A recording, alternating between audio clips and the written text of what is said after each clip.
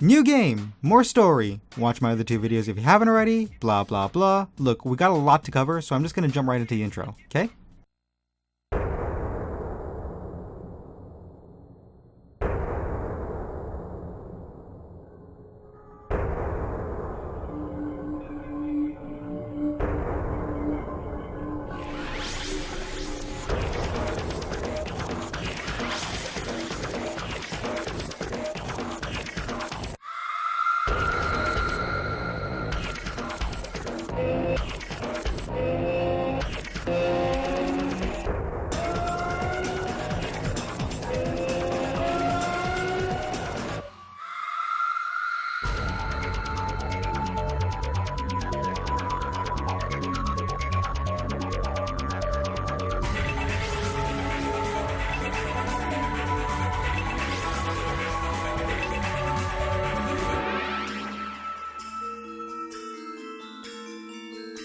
Great force.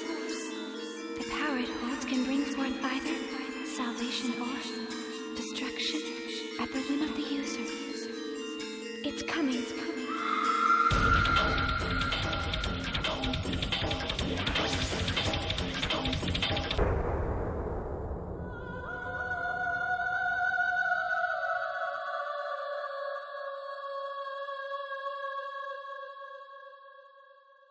Things are really starting to spiral down hard after the fight with Magus. The servers are all infected, Wiseman tells us that he'll be gone for a while, and CC Corp starts pinning the whole infection and coma problem on Helba and other hackers, most likely referring to Kite and his bracelet. Oh, and this isn't the last shitty thing CC Corp will do in this game, by the way. Outbreak is pretty much the game where everything starts going really bad, and not just for Kite. Mia bumps into us in town and she's not looking so great. I get it now. It's because there's a festival. Festival? The barriers have been lifted, they're all gone. We can go back and forth freely now. Isn't that wonderful? In fact, she's looking the opposite of great. Don't touch me! It's almost like she's getting worse with every phase we fight.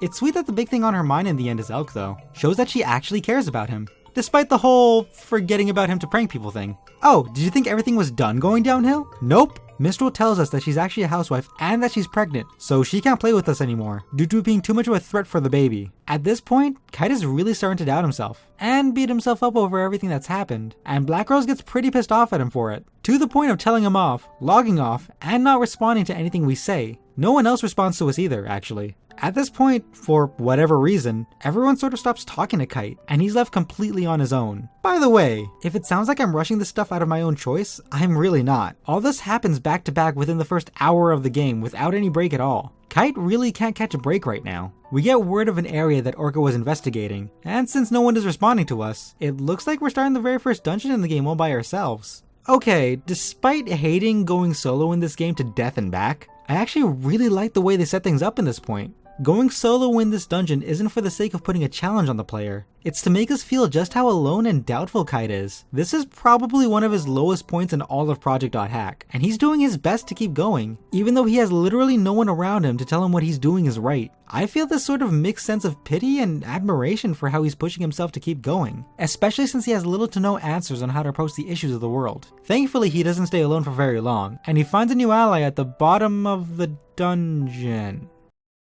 Oh. On second thought, I think I'm okay with soloing dungeons. In all seriousness, this scene is actually pretty cool. Kite saves Balmung in his own desperate moment, and they both sit down and talk things out. Balmung says, "Sorry I was such a dick," and Kite says, "Hey, it's cool, man." And then they both touch swords and form an alliance together. They also talk about the bracelet and its power, saying that whether it is used to destroy or help the world is completely up to the user. It can create either salvation or destruction. Remember this line, it's gonna be important for the end of Volume 4. Balmung also explains that when Orca and him were investigating the rumors of weird crap going on in the world, they both found a strange room, and then Orca said a single phrase, Morgana mode gone. Pretty vague thing to just say and then leave it at that, don't you think, Orca? In fact, that's a pretty important thing to put on hold just so you could teach your newbie friend how to play the game. Why couldn't you just type up an email? Whatever. When we get into the weird white room, we see, yet again, More weird shit. This time it's a room full of butterflies. And the snippet of the epitaph we get talks about the mistakes the group had made that fits very close to the things that are happening to Kite and his friends. They all tried to fix a problem as a whole, and because of that, they made things worse. The only way to fix things now is to change parts of the problem, not change the whole thing. Oh, and during the dungeon, we hear someone, implied to be Harold, talking to himself about the creation of an AI, how it must make mistakes like a human and learn from them. The voice also talks about birth having two sides, life and death, and how the mother acts as a goddess of both life and death. It then mentions Morgana Mode Gone, and how she rejects the voice's intervention. When we get back, we get an email from Black Rose saying that she wants to meet up at the cathedral. When we get there, she gives us a full rundown of her backstory, and how she feels about the situation. You know, without yelling at us this time. It's a pretty touching scene, and we get some good insight on Black Rose's point of view. We also get to see just how close Black Rose and Kite have gotten throughout the games. This exchange in particular is a favorite of mine. But I wouldn't have gotten this far without you. So, what am I going to do if you start doubting yourself? How am I supposed to cope? Does a big sister have to be happy? I want to. Black Rose. Please don't cry. What do you mean? I'm not crying. You can't even see me, so don't make any assumptions.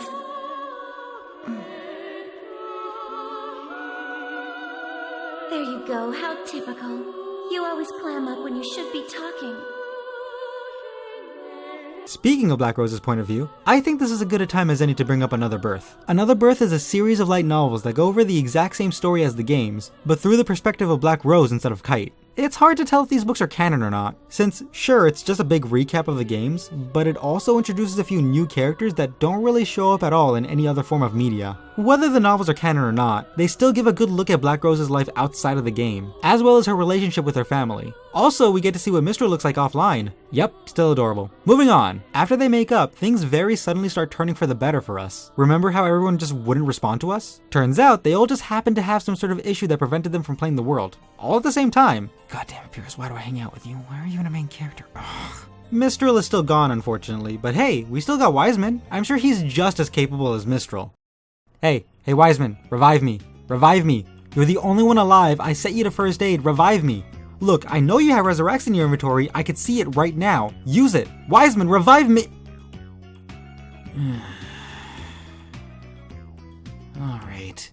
Along with everyone coming back, we get a ton of side content to go through. First off is a dungeon where, okay, maybe not that one just yet. I don't really know why they gave us this one now instead of saving it for the end of the game, but we'll build up to this one, promise. Alright, so the first bit of content I wanted to cover was actually the Phantom of the 9-bit. You could actually do this one as soon as Outbreak starts. Throughout all of the servers, you could find ghosts of the player characters from Sign, and when you run into them, you get some items and a quote they said in the show. Considering Kite doesn't really say anything about them aside from I think it's more of a nod to get people that watch Sign all excited. Along with the quests of the game, there's also a bunch of side dungeons that no one will invite us to, but are still filled with rare and unique items. These dungeons are actually pretty tough. They're like the first time I've ever had to back out midway through and tackle them later. And it isn't just because they're hard. They're filled with bugged enemies, which means you'll be forced to data drain a lot, bringing up your infection to a dangerously high degree. There were actually points where I had to pick and choose which rooms I went into and which ones to skip, instead of going into every single room like I usually do. I thought that doing these dungeons would actually kill two birds with one stone so I didn't have to grind for virus cores too often, but nope. Not only that, but the base version of the bugged monsters seemed to be super low level while still packing an annoying kind of punch. Whenever they died, a lot of them would give me just 1 point of experience, which meant I wasn't getting any levels from these dungeons either. Let's add a little cherry on top of these dungeons as well by including really annoying and strong enemies, like the upgraded Moo Guardians. Stop. Stop. Please stop. Please stop. Please stop. I just want to go home. Just let me get out. Please. Please stop. Please stop. Please stop. Please stop! Okay, so onto the quest with actual character interactions. Well, I say that, but Nuke Usagimaru doesn't really say much in his dungeon. All he says is something about fighting strong monsters instead of weak ones, and honestly, who cares? Onto Gardenia. So we get into Gardenia's dungeon, and if you knew you were going to die tomorrow, what would you want to do? Wow, that was very sudden. Gardenia, are you alright? I didn't answer you back then, but I'll tell you now. The lifespan of a flower is extremely short. But in that brief moment in time, it lives with all of its might. Holy shit, is Gardenia gonna die? I put all of this work into her, and the only other long arm I have is Nuke. They can't just get rid of her like that. Man, I feel really shitty about calling her a bitch, too. Like, this is a pretty dark dip in the game. Just when things were starting to look up for Kite. Like, what the hell? I see. I think there's been a huge misunderstanding. I'm saying that because I am busy, the amount of time I spend online is as short as a flower's life. Oh. She's just gonna get more busy. I hate you. Next up, we actually have a completely new character, and the only genuinely new party member we get in pretty much the rest of the quadrilogy. We do get new party members, but they don't really count to me because someone named Terajima Ryoko posts on the game's board that they would like someone to help them get a grasp on the world. Of course, when we get there, she's already gone ahead of us to the bottom of the dungeon. Oh, B5?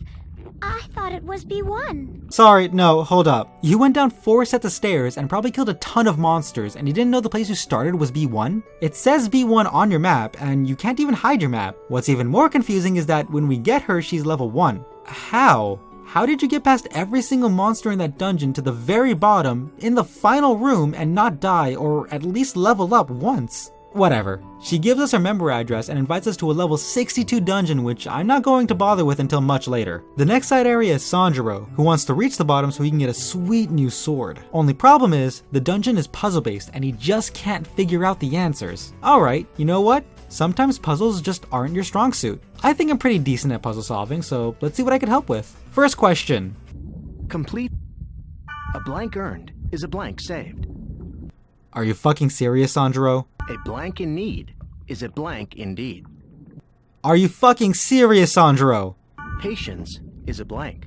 Sanjuro, you're a teacher. How did you not figure this out by yourself? Even if you had trouble with the questions, the answers are multiple choice and you can retry them as much as you want. Eventually, you should be able to just trial and error through everything. Hell, write the answers down if you need to. Sanjuro, you're a teacher. We're gonna try our best to forget that whole dungeon and put attention to the last side area involving Marlowe. He's looking to get revenge on a monster that he tried to fight in the past, but then he got abandoned by his party and left to die. When he gets his revenge, his whole party comes in to apologize. He forgives them because he's a giant sweet ball of cotton on the inside, and we move on into the plot. Wiseman contacts us to discuss a plan to tackle the first wave and possibly solve the issues of the world. He assesses that defeating the remaining 5 phases may help, but Kubi remains to be an issue. He emails us later to suggest a method to fight the wave. Find an area where a phase is present, run a jamming program to prevent the spread, and then destroy it. We get into contact with Helba to get her assistance, who agrees after testing Kite's strength. By the way, there's a lot of back and forth that I'm cutting here. I had to go to Netslum just to be told to go to a dungeon where all I did was fight things solo. I'm gonna try to skip past all the extra fat from this point on. We find the location of a wave and begin our attack after a long dungeon. And this one actually talks. In very, uncomfortable ways.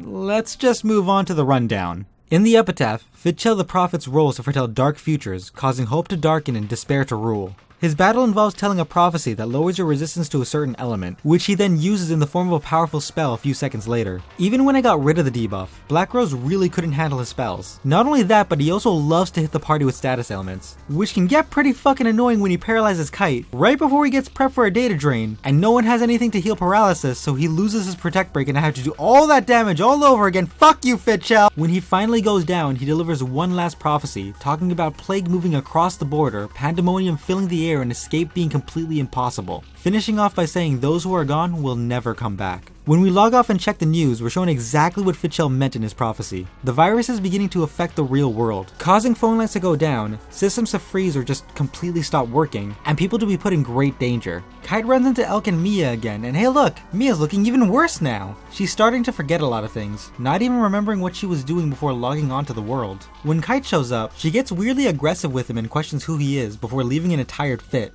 Elk, of course, is very concerned, and oh my sweet child, things are only going to get worse for you, and I'm so sorry. Leos contacts us again, still thinking he could order us around after what he did at the end of mutation. Kite and Balmung try to chew him out for it, but Leos just tells them to shut up and go deal with the virus incubating in a certain area. It turns out that the virus is starting to get even worse, infecting the areas themselves. If this continues, all of the world may become a virus, meaning the servers will have to be shut down. Obviously, this is a problem for Kite and his friends, since this would stop them from finding a way to help the coma victims. Leo seems to actually get choked up a bit about this, and we get to see a sympathetic side of his before the plot takes us back to town and... Oh, I forgot you were part of the plot.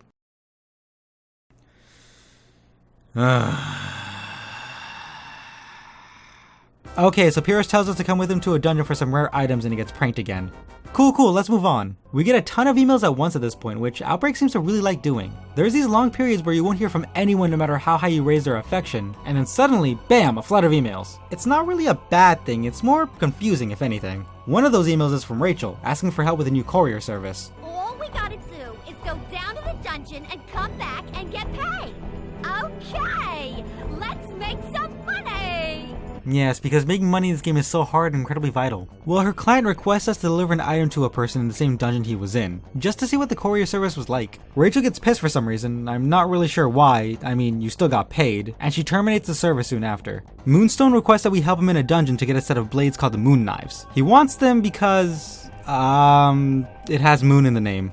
That's about it. You keep taking care of that dog, buddy, because that's the only bit of character we're going to get from you this entire series. At this point, I was confident enough in my abilities to keep people alive that I decided to tackle the dungeon Ryoko invited us to. She gets a little reckless at the end and jumps in, somehow missing twice, and Kite has to save the day. She starts beating herself up over it, expressing how she feels like she's a problem for everyone both in-game and in real life. Now, I want you to pay real close attention to Ryoko's character. Not because she comes back in later games, but because GU introduces another character very similar to her. Except that character comes off as much more annoying. Oh, don't worry, you little shit, we're gonna get to you. The reason why I like Ryoko so much here is because of how they present her character and issues, as well as how Kite, the main character, responds to her issues. They don't just gloss over her flaw and do nothing about it, or treat it as some endearing trait. Kite tells her that the best thing to do is to change the part that she doesn't like, to improve herself, and she really seems to take that to heart and do just that. Again, way better than what GU did with a similar character. We run into Black Rose and Balmung in town, where Balmung apologizes to Black Rose for being a prick. Kite gets a message from Aura this time, requesting him to come to a certain area. The others are incredibly confused, but they come along anyways because we'll need all the help we can get if we're gonna fight Kubiya. Oh yeah, by the way, we're fighting Kubiya now. Once we get into the boss room, Aura absorbs the segment we got from the previous phase fight and tries to say something. Kubiya emerges before we could figure anything out, and it looks like it's getting stronger and bigger as time goes on. The fight itself is surprisingly a lot easier than the first Kubiya fight, even though it has two phases. A lot of the time, I found myself doing so much damage that Kubiya switched invulnerabilities almost instantly, and it wasn't doing a lot of damage with its area attacks either. The fight is pretty much the same, only when you get the core's health down to 0 the first time, Kubiya just takes the party up to its face and the fight resumes. It's pretty fun, if a little bit tedious, but the music is just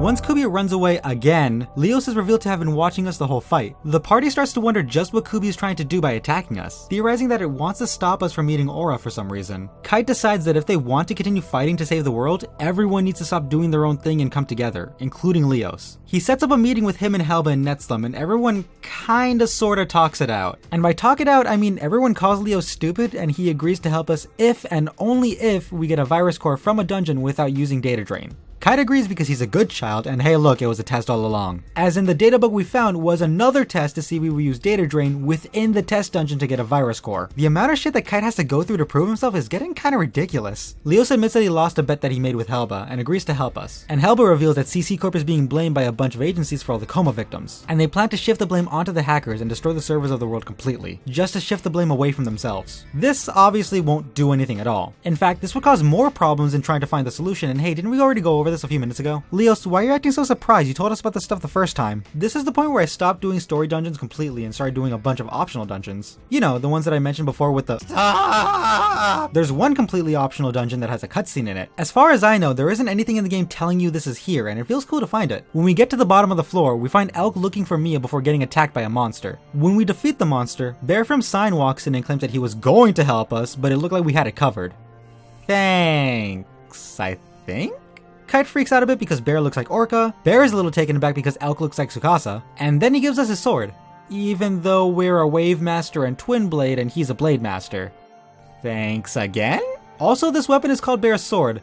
How are you guys getting these items named after you? The last bit of side content that I tackled before finishing off the story was that dungeon that we got at the beginning of the game. We hear of a weird floating red wand inside a dungeon, some people claiming to also see a figure of a twin blade hanging around with it. Sora from Sign is also vaguely brought up in the same post talking about the dungeon. You know, in case you didn't get the very subtle hint that Sora is connected to Skaith when he got data drained and turned into Skaith. When we get to the bottom, Skaith's wand appears, but it turns into a model of Sora's character. All he says is thank you to Kite before fading away, implying that he's free from his confinement within the wand. Sora is actually one of, if not the most important character to keep in mind when going into GU. I'm not going to spoil it completely, but try to keep Skaith, Sora, and Sora's offline identity in mind when jumping into the future games. Over in the real world, Takaoka meets up with Kyoko Tono, a friend of Yuki that she mentioned in Liminality 2. Their meeting gets interrupted when Kyoko gets contacted by Helba, who sends them on a scavenger hunt to piece together the life of Emma Wayland and her connection to the world. Emma was born into a rich family, though her parents had both passed away when she was young, leaving her a large inheritance. Unable to access the funds until she reached the age of 20, Emma had enrolled into a nursing school to support herself, but right on her 20th birthday she developed a minor case of hemoptysis, most likely caused by her overworking herself. She moved to a health resort in South France where she had what Kyoko describes as a supernatural experience. Soon after, she began working on the Epitaph of Twilight and also pursued a study of anthroposophy, which was also when she met Harold, a man who had also been studying the field in order to combine the world of humans and computers. Harold had fallen madly in love with Emma, but Emma didn't reciprocate those feelings. Instead, she was interested in his programming talent. When Emma passed away in a car accident, this sent Harold into a great state of despair, where he had created Fragment as a means to pay respects to Emma, basing it heavily off of the Epitaph of Twilight. He wanted to take things even further though, challenging and pushing the boundaries of the real world and the game world until they became hazy and people started crossing only partly into the different worlds. People like Tominari had crossed the boundary with his mind while his body stayed in the real world, forcing a separation when he was attacked by Skaith, making him a lost one. This whole concept is called liminality. Yeah, did you see that title drop coming? I didn't. Not only is liminality a problem for people crossing into the digital world, but the real world is being heavily affected by the virus crossing the border, creating nationwide epidemics like the mass shutdown that happened in the second episode. Unless liminality is stopped, things are just going to get worse and worse, eventually leading into a second Pluto's kiss. An ally of Helba that goes by the name of Bit the Black, or Ichiro Sato, comes into contact with Takaoka and Kyoko, saying that if they choose to continue any further and help in this issue, they will be labeled as criminals. Still, they agree, and Ichiro fills them in on CC Corp's plan to shut down the servers, telling them to meet him on Christmas Eve in another designated area. Forcing our way back into the games, we get word of another strange room, and when we get into it, we find...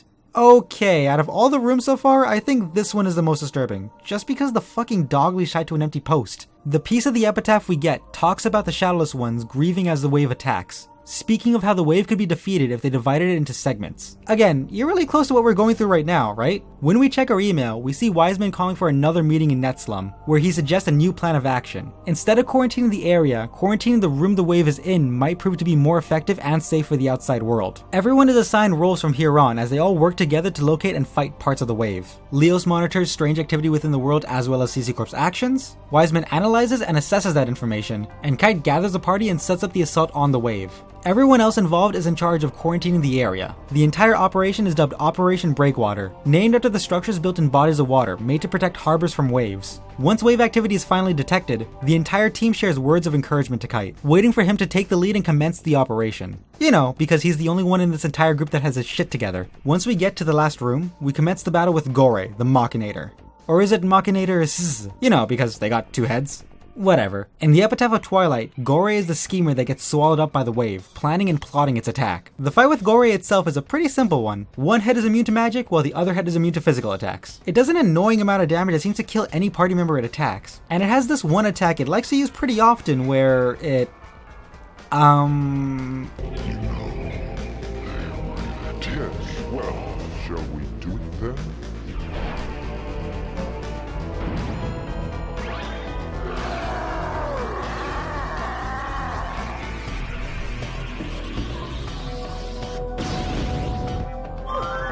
I mean, it's not that bad, it's just kind of annoying because it plays the same cutscene every single time. Thankfully, you only need to damage one head enough for both of them to protect break, and they go down pretty fast after that. When Gore goes down, everything seems to go just as planned, with the damage being contained in the area we fought the wave in. On an even better note, the wave begins to move, running away from the group now that they have a means to fight back without causing any more infection or damage to the world, or to...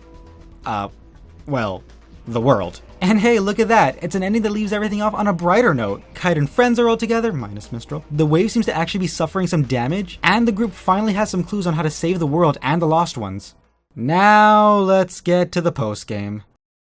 Oh. Alright, let's start with the emails. Those are always fun to read, right? Oh. Okay, let's not look at emails anymore. Let's look at Goblin Tag. Please stop. Please stop. Please stop. Please stop. Okay, fuck Goblin Tag. Let's do the Grunty races. They still suck. See this time? This time is impossible. I have only beaten this time once. A single time. I can't get higher than this amount. I just can't. I don't know if it's just my skill and my fingers can't do it, or if it's just way too strict, but I just can't do it. I tried for 2 hours. I'm done. I'll take the first place prize once. I don't care anymore. Fuck the Grunty races. I even looked online and I can't find anyone that had gotten a better time than I have. In fact, I've only seen people get the exact same time as me as their best time. Fuck this race. Okay, you know what? Grunty races were probably a bad call. They always sucked. They did. Alright, so maybe the postgame will be more fun. I usually have fun with those. Plus I love getting cool weapons as a reward. Man, he's taking a long time to protect break, isn't he? He sure is taking a long time to protect break. He's not protect breaking. Why won't you protect break? Protect break already, come on!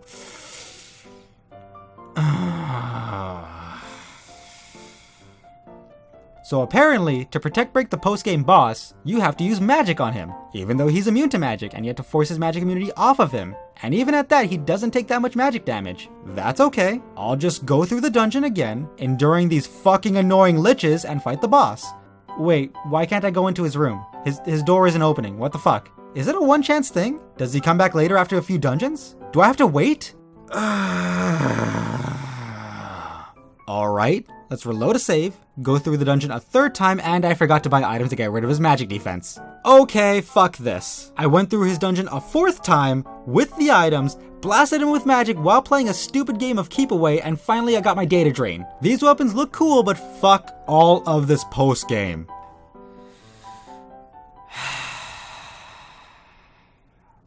Despite the post game getting on my nerves and making me pop a goddamn blood vessel, Outbreak is probably my favorite game we covered so far. Yeah, I know it's the 3rd game and there's one last game to cover, but just in terms of plot and content, it feels like there was just more in Outbreak. Sure, it only has 1 new optional party member, but I get the feeling that Mutation only had so many because there really isn't much going on in terms of main story plot in Mutation. In Outbreak, things get revealed, clues get picked up, and people start to come together to work things out and get stuff actually done. The beginning had a lot of drama and set itself up as the lowest point for Kite, the darkest hour, and the rest of the game shows how strong he is. One of my favorite things about Outbreak is how everyone sits down to talk things out. That barely happened at all in Mutation, and nothing happened because of it. Outbreak showed how satisfying it could be in a story and for the audience when characters sit down, discuss what they've been through and what they know, and come to a conclusion together, and it's so good to see that. The game itself is still the same as Mutation and Infection. I didn't really notice a big difference aside from extra infected dungeons, but there wasn't much needed to be added. I didn't really want any tweaks in the game. I just wanted a better paced plot with more meat to it, and Outbreak obviously delivered. Now all that's left is the finale, Quarantine.